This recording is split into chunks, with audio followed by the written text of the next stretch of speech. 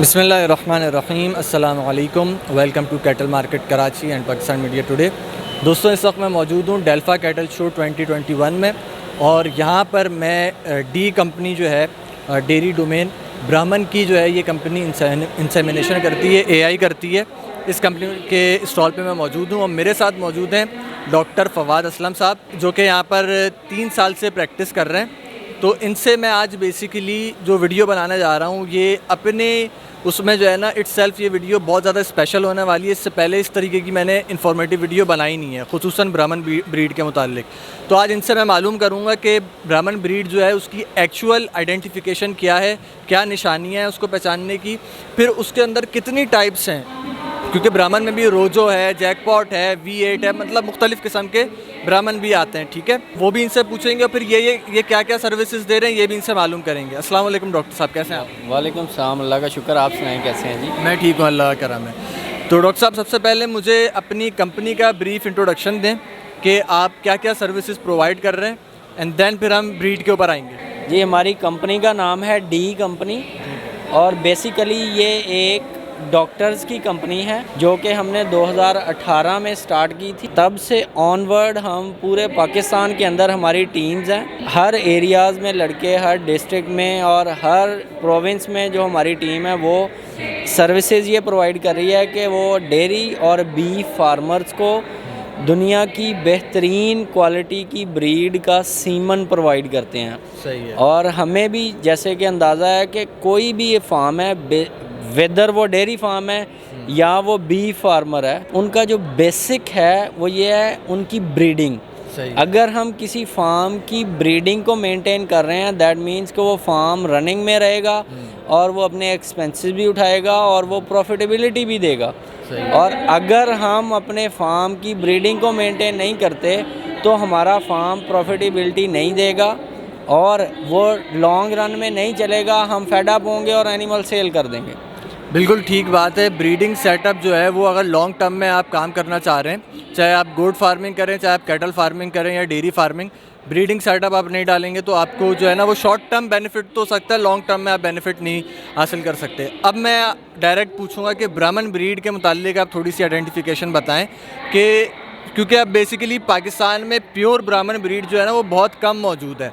ठीक है, इवन के बड़े बड़े कैटल्स फार्म पर भी मैंने ये देखा है कि वो मिक्स ब्रीड को ब्राह्मण बोल के जो है वो सेल आउट किया जाता है, जिसमें हल्की सी भी शबाहत होती है ब्राह्मण की, वो ब्राह्मण बोल के लाखों के यानी कि प्राइसिंग के अंदर जो है वो बेची जा रही होती है चीज़।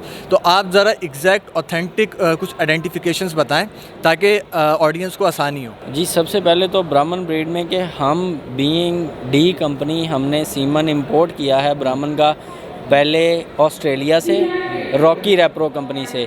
उसको 1 साल सक्सेसफुल लॉन्च के बाद हमारी 3 सालों से कोशिश ये चल रही थी कि हम ऐसा ब्राह्मण सीमन लेके आएँ जो कि पाकिस्तान में पहले किसी ने ना मंगवाया हो।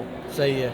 वो हमारी कोशिश 3 साल के बाद हम इस मुकाम पे पहुँचे कि हमने कोलंबिया, साउथ अमेरिका से उन बुल्स का सीमन मंगवाया है जो कि नंबर 1 बुल्स हैं पूरी दुनिया के, और सारे के सारे एलीट ब्राह्मण और चैम्पियन बुल्स हैं। हमें पता होना चाहिए कि ब्राह्मण की जो सिमिलैरिटी है वो है रेड सिंधी या साहिवाल काऊ से। कलर उस तरह का है, उसका हम्प उस तरह का है, उसकी टांगों के दरमियान झालर उस तरह की है, तो हम कंफ्यूज कर जाते हैं कि ये ब्राह्मण है। बिल्कुल। और हमें चूना लगाने वाले क्या करते हैं कि साहिवाल का सीमन अच्छे बुल का पैक करते हैं, ऊपर उसके प्रिंटिंग करते हैं कि ये ब्राह्मण है, और उसको आगे वो 50-50 हज़ार का, 20 हज़ार का, 30 हज़ार का सेल कर जाते हैं। ठीक है। एट दी एंड फार्मर को क्या नुकसान होता है कि उसने पैसे तो पे किए हैं ओरिजिनल 100% ब्राह्मण ब्रीड के, लेकिन उसको जो बच्चे मिल रहे हैं वो तो साहिवाल है ना। सही बात है। अब उसकी ग्रोथ क्या आएगी? ज़ीरो। उसकी डेवलपमेंट क्या आएगी? वो वैसा बनेगा ही नहीं, उसके ट्रेड्स वैसे नहीं होंगे। अब हमें ये भी नहीं पता कि ब्राह्मण जो ओरिजिनल ब्रीड है उसके करैक्टरिस्टिक्स क्या हैं। सही। जब हमें करैक्टरिस्टिक्स नहीं पता होंगे तो हर बंदा जो हमें 2 नंबर सीमन दे रहा है वो यही कहेगा कि नहीं यार ये ब्राह्मण है।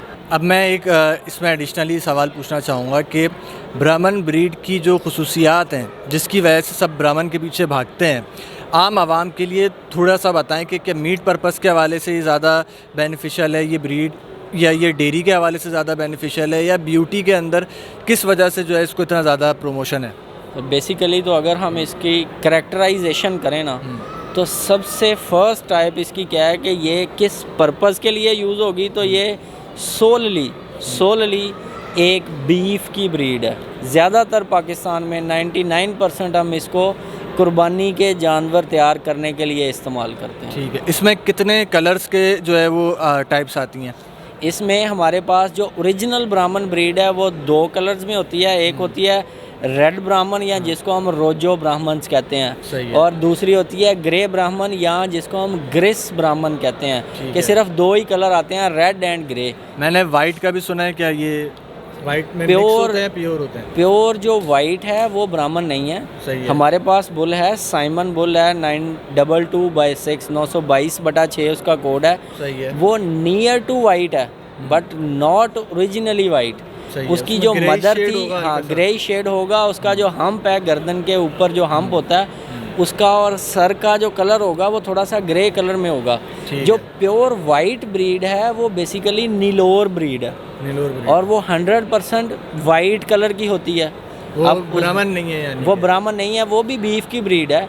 सिमिलर है ब्राह्मण, सिमिलर है। उसकी हाइट ब्राह्मण से भी ज़्यादा होती है, वेट भी वो अच्छा गेन करता है, लेकिन उसकी खूबसूरती भी होती है। लेकिन वो ब्राह्मण नहीं है, वो नीलोर ब्रीड है, और वो वाइट में आता है। अच्छा, अगर मैं थोड़ी सी जो मुझे नॉलेज है मैं इसकी आइडेंटिफिकेशंस बताता हूँ, correct me if I am wrong.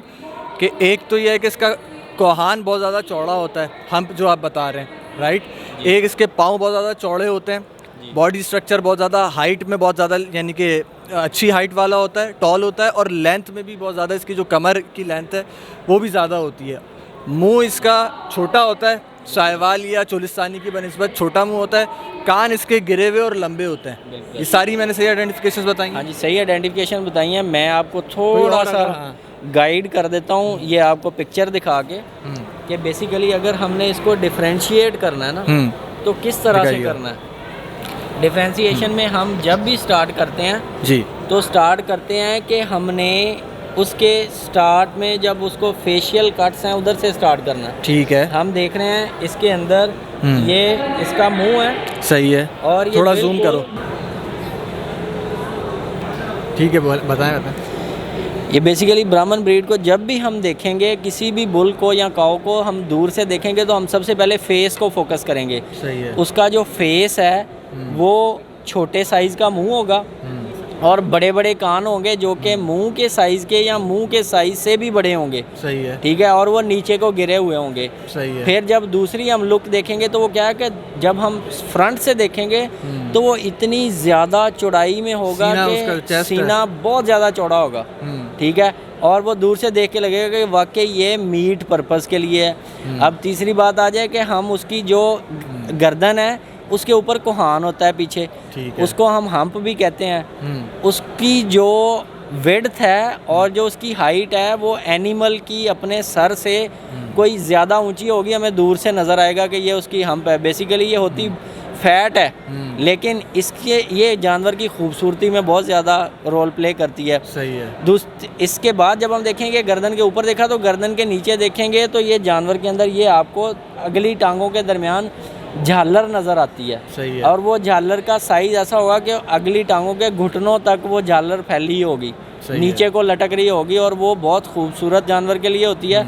इसके अलावा जिसकी झालर बड़ी होगी उसकी कैपेसिटी ज़्यादा है कि वो ज़्यादा बाहर को फैल सके। सही है, बिल्कुल। क्योंकि अगर स्किन उसकी टाइट होगी तो वो ज़्यादा फैल नहीं सकता। ठीक है। ठीक है। अच्छा, अगली चीज़ अब मैं थोड़ा सा अब इसके एआई की तरफ आ जाते हैं। हाँ जी। पहला बेसिक क्वेश्चन ये है कि ज़्यादा बेनिफिशियल क्या है, एआई करवाना, आर्टिफिशियल इंसेमिनेशन ज़्यादा बेनिफिशियल है जो कि एक मॉडर्न तरीका है, या फिर जो हमारा देसी तरीका, ऑर्गेनिक तरीका, नेचुरल, उसके ज़रिए ब्रीड लेना ज़्यादा बेनिफिशियल है?